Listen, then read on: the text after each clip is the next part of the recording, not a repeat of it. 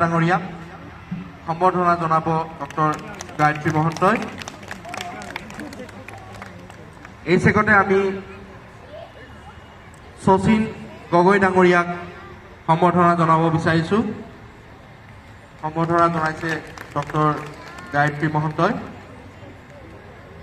সিদিনা কৰিছিলোঁ আমি এইটো ভংগিমা কৰিছিলোঁ। সিদিনা আমি দুইখন হাত কঁকালত দিম আৰু প্ৰথম বাওঁফালে যাম, 4 মাত্ৰা বাওঁফালে যাম আৰু যেতিয়া বাওঁফালে যাম আমি গাটো বাওঁফালে এনেকৈ অকণমান হালি দিম।